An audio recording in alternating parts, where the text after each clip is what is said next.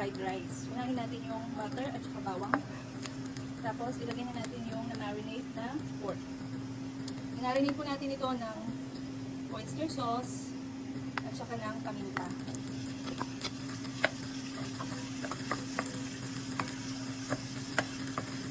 So, gigisahin lang natin ito hanggang maging golden brown.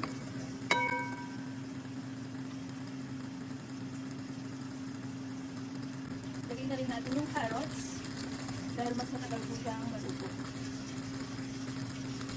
Depende sa inyo kung gusto nyo lagyan ng ibang gulay. Ang lalagay natin ngayon ay yung carrots. Habang ginigisa natin yung pork, lalagyan din natin siya ng paminta. Tsaka konting asin. So, nilagyan na natin siya ng seasoning at pampalasa.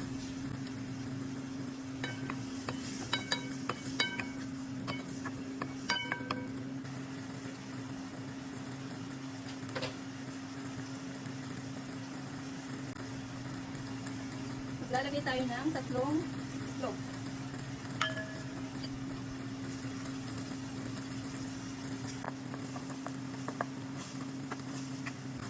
Kaya, lagay tayo ng kamatis.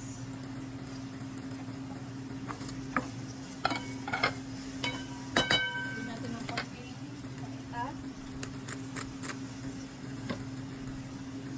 Asin.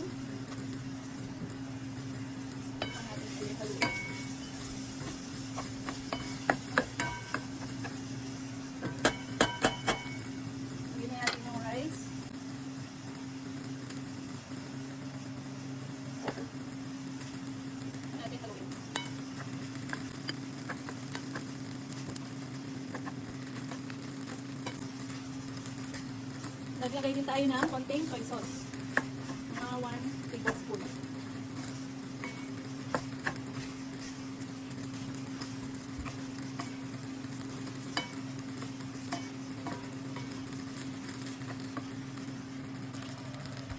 Ayan. Pwede na ito. Lagyan na natin yung spring onion.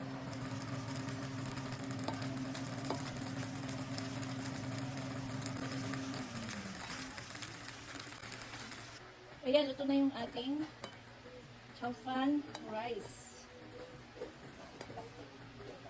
Alam mo, pwede na itong kainin kahit walang ulam. Kain na tayo!